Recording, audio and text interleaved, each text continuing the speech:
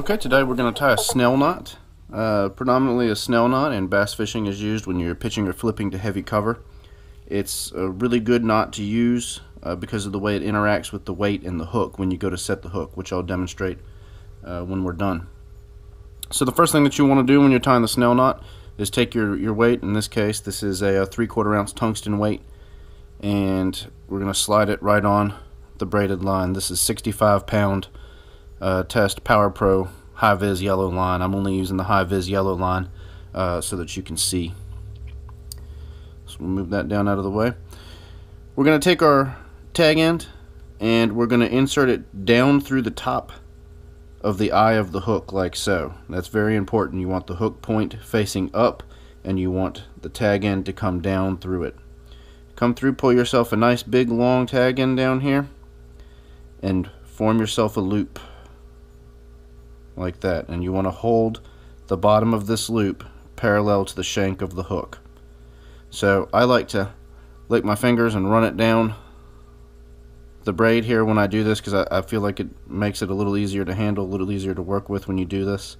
But what we're going to do now is we're going to take this tag end and we're going to pass it and loop it through 5 times.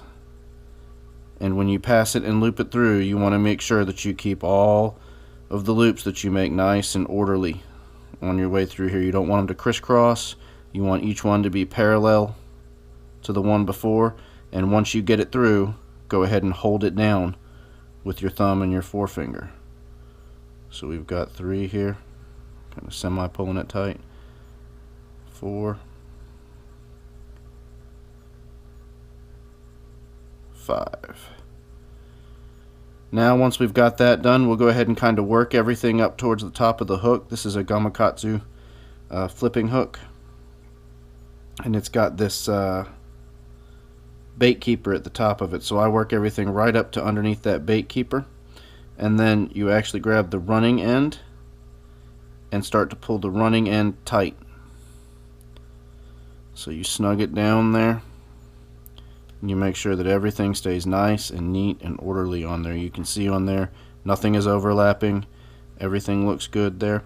I actually tend to leave a little bit of a tag end on this.